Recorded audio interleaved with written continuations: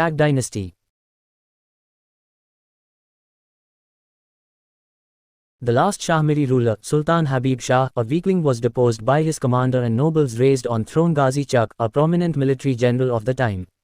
He was the direct descendant of Lankar Chak, who had come to Kashmir towards the close of Hindu rule.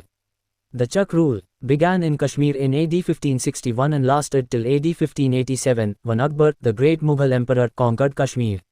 Chaks were originally Dard's residents of Gilgit-Huzar area. They thwarted successfully the attempts of Mughal emperors Babur and Humayun to annex Kashmir.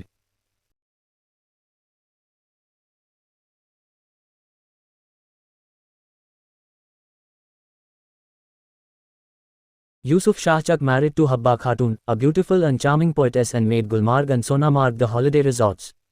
He tried his best to ward off the expanding influence of the Mughal, but eventually succumbed to the forces of Akbar and died in prison in Bihar. Mughal army under Qasim defeated Shah's army at Haripura and thus paved the way of Mughal rule in Kashmir in AD 1587.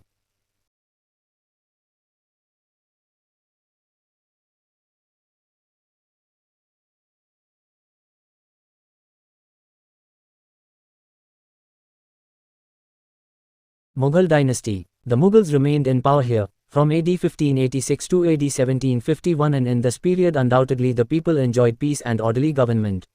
There were some rapacious officers, but on the complaint of the people, the Mughal rulers immediately removed them.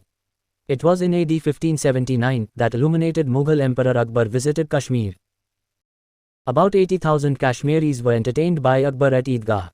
During his reign, Raja Todar Mal, the great finance and revenue minister, made revenue settlement of the valley, which in its broad features forms the basis of the present revenue settlement in the valley.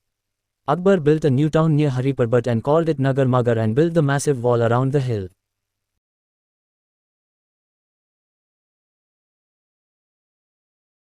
The great emperor visited the valley 3 times, and with him came a large number of Mughal grandees, noblemen and army generals.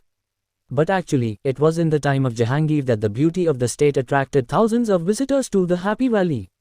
Shalimar and Nishad gardens on the banks of Dal Lake would keep Jahangir's love for natural beauty ever fresh in our memory. He laid gardens at Achabal and Verinag. Perhaps no other ruler has ever paid so much tribute to the beauty of Kashmir as Jahangir did.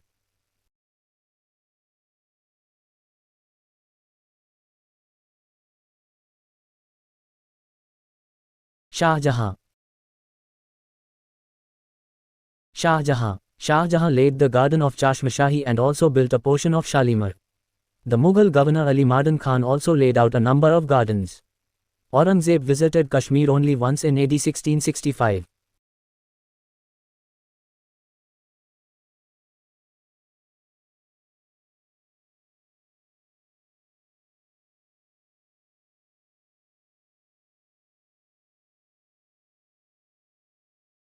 Aurangzeb's reign. Aurangzeb's reign was a signal for revolts and rebellions in several parts of the country. In distant parts of the empire commenced an era of lawlessness, anarchy and disorder.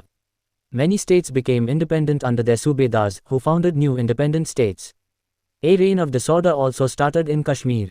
There was absolute chaos in northern India after the invasion of Nadir Shah of Persia. The people of Kashmir could no longer tolerate the misrule of Mughal satraps, and accordingly when Ahmad Shah Abdali of Kabul was at Lahore in AD 1752, 2 Kashmiri noblemen, Mir Muking Kant and Khwaja Zahir Didmari, waited upon him at Lahore and disgracefully requested him to bring Kashmir under his control.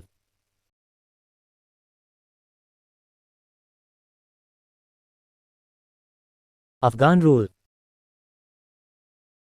The Afghan rule in Kashmir lasted for AD 1762 to AD 1819. They ruled through their governors, who in turn engaged their deputies to rule in Kashmir. They were despotic and tyrannized the people. Nur-ud-Din Khan Bamzai, Buland Khan Bamzai, Khurana Khan, Timur, Zaman Shah, Shah Muhammad and Shah Shuja were the chief governors.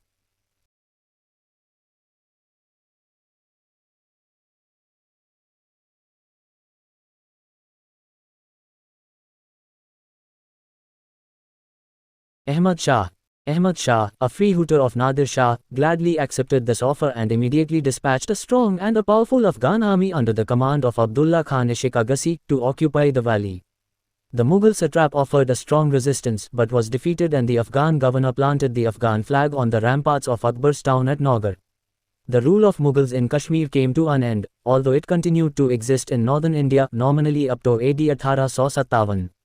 Kashmir remained a dependency of Kabul rulers till AD 1819, roughly a period of 67 years.